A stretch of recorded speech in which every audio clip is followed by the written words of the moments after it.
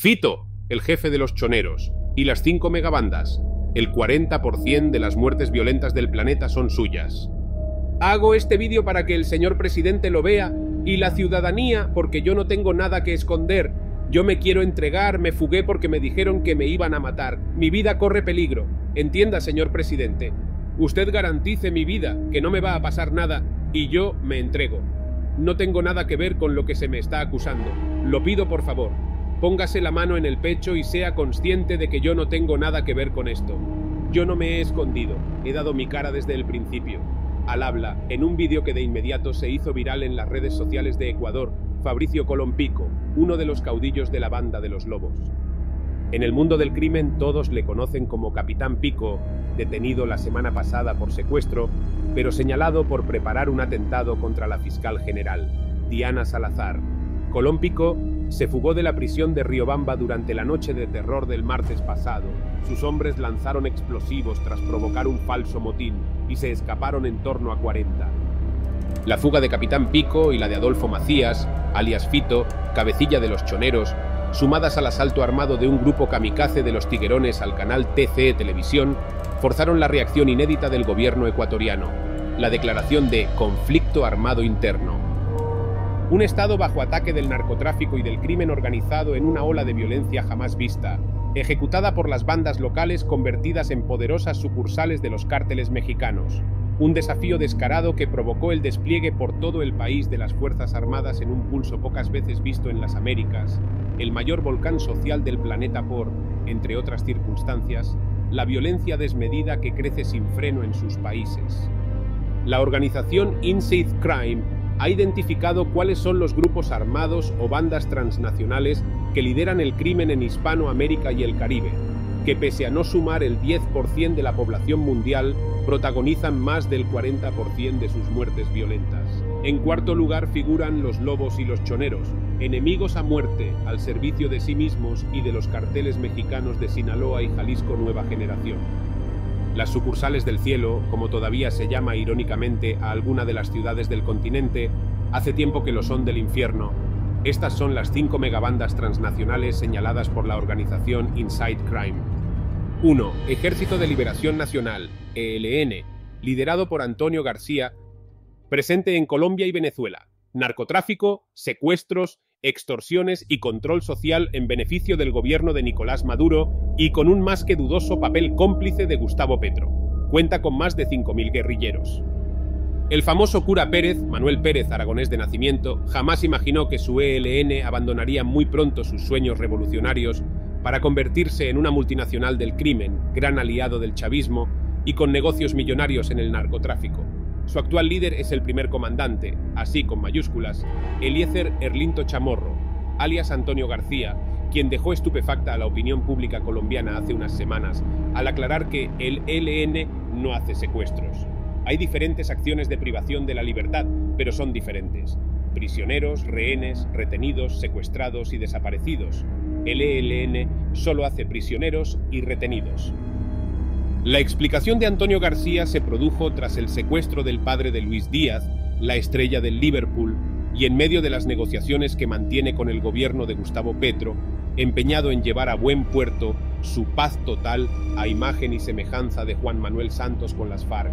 El ELN ha encontrado su santuario en la Venezuela de Nicolás Maduro, como ya lo hiciera antes con Hugo Chávez.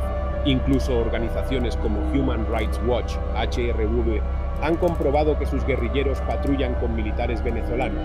Mientras mantiene su esquema de lucha en Colombia, el ELN participa del control social del gobierno de Maduro en varios estados fronterizos, reparte comida subvencionada, impone sus leyes y estira los tentáculos a la zona minera de Bolívar y Amazonas, donde incluso se ha detectado que proporcionan seguridad en las minas de oro de los jerarcas chavistas. Un cese al fuego negociado con el gobierno colombiano y protección en el territorio venezolano implican que el ELN ha escapado a la presión sostenida de las fuerzas de seguridad. Sin embargo, los insurgentes han mantenido un conflicto sin pausa con sus rivales, los gaitanistas y el EMC de las ex-FARC, un conflicto que contribuye a mantener la violencia en gran parte de Colombia, concluye Inside Crime, que denuncia que sus 5.000 guerrilleros no han dejado de fortalecerse gracias al reclutamiento, secuestro y narcotráfico en la frontera binacional. Pasamos al número 2 de esta lista, carteles de Sinaloa, CDS y Jalisco Nueva Generación, CJNG, rivales a muerte, controlan producción y exportación de cocaína y fentanilo, lavado de dinero, tráfico de seres humanos y armas. Actúan sobre todo en México y Estados Unidos, pero también están presentes en Ecuador y en los 5 continentes. Según la DEA, Agencia Antidrogas de Estados Unidos, se han extendido por 100 países. El cartel mexicano creado por Joaquín El Chapo Guzmán no ha dejado de crecer a pesar de su extradición y la de su hijo Ovidio a Estados Unidos, y lo ha hecho a costa del fentanilo, la droga mortal de moda en Estados Unidos. De hecho, Washington acusa al cartel de Sinaloa del aumento sin precedentes de las muertes achacadas a este opioide sintético. El fentanilo ilícito contribuyó a casi 3/4 partes de las cerca de 110.000 muertes por sobredosis registradas en 2022, según Inside Crime, que desveló que distintas facciones de Sinaloa se disputan otro de los grandes negocios, el tráfico de emigrantes. La inmensa crisis migratoria ha convertido al país azteca y su frontera norte de Río Bravo en el territorio perfecto para engordar sus negocios a costa de miles de venezolanos, mexicanos, centroamericanos, caribeños, chinos, ecuatorianos, colombianos y otros asiáticos que llegan hasta allí en busca del sueño americano. Los tráficos ilegales se han expandido en su naturaleza. Después de décadas con las drogas, ahora también se dedican al tráfico de personas, de armas, de minerales o de combustibles en fronteras cada vez más porosas en la región.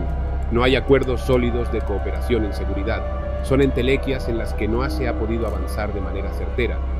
Ello ha favorecido la expansión y fortalecimiento del carácter transnacional de estas bandas criminales. Los tentáculos globales del CDS también han llegado a Madrid. En 2022, la policía capturó a una veintena de sus hombres en la capital española, que incluso contaban con 2 laboratorios para procesar la droga. Vamos con el tercer número de esta lista. Por favor, no olvides suscribirte, activar la campanita de notificaciones y compartir a todos tus contactos este reportaje para apoyar nuestro trabajo. En el número 3, tenemos el tren de Aragua del misterioso niño guerrero. Es una tanda de crimen organizado que se ha expandido desde la cárcel de Tocorón, en Venezuela, por medio continente, Colombia, Ecuador, Perú, Chile, Brasil y Estados Unidos. Gestiona negocios de venta de drogas y armas, tráfico de seres humanos, prostitución, sicariatos, contrabando y crimen cibernético, entre 3.000 y 5.000 hombres.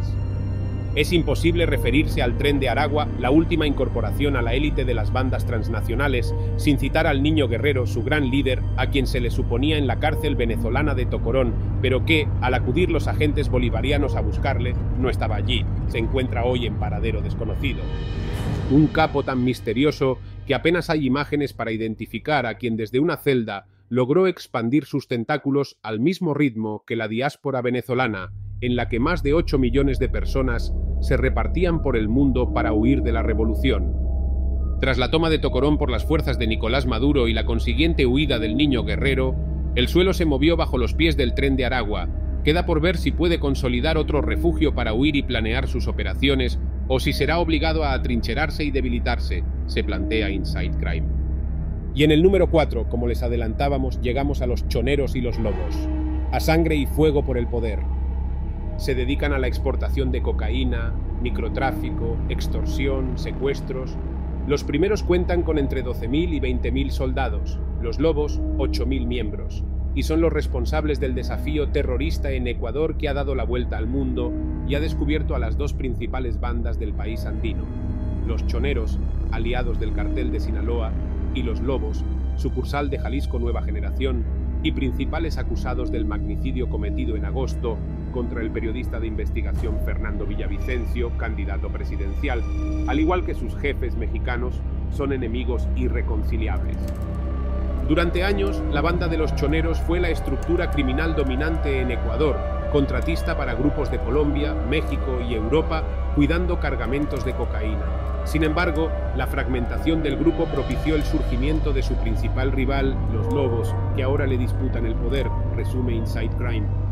Gracias a su liderazgo, a la competencia con los lagartos y los tiguerones, y al empuje de otros grupos pequeños, también considerados ahora terroristas por el gobierno, como los Latin Kings, estas bandas han transformado a Ecuador en uno de los países más violentos del mundo. con una tasa de 46,5 crímenes por cada 100.000 habitantes. Y una constante en casi todos estos grupos delincuenciales, las cárceles, destacaría el fracaso de la política carcelaria en toda Hispanoamérica. Son cárceles que funcionan como guaridas de criminales. En Venezuela prefieren quedarse en la cárcel una vez purgada la pena porque operan desde su interior. Hay un problema de complicidad del Estado, que tiene depósitos humanos como Universidad del Crimen. Y en quinto lugar, llegamos a Mara Salvatruchas, MS-13, liderada por Krug. Nacida hace 40 años en los barrios salvadoreños de Los Ángeles. Cientos de sus miembros fueron deportados posteriormente a su país de origen. Se mantienen en El Salvador con presencia en Honduras, Guatemala, México, Estados Unidos y posiblemente Chile. Han llegado a trabajar gracias a su ferocidad para los carteles mexicanos. La mano dura de Nayib Bukele y su régimen de excepción han debilitado de forma considerable a los Salvatruchas, la pandilla callejera más poderosa de Centroamérica. Solo le queda el 33% de sus integrantes en libertad.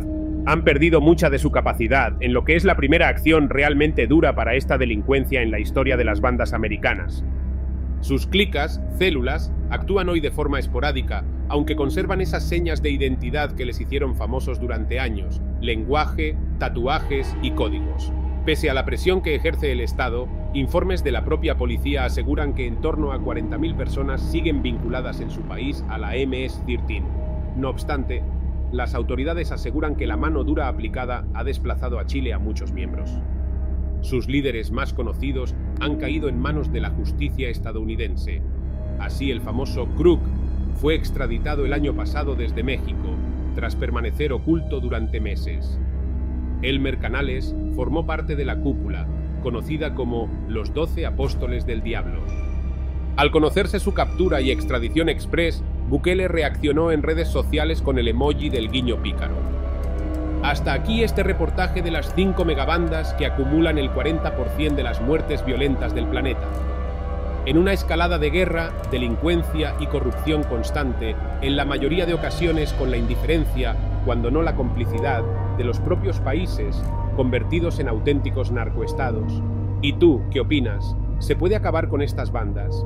Imposible, porque a esos gobiernos les interesan. ¿Es Bukele el modelo a seguir? Déjanos tus comentarios. ¡Hasta pronto!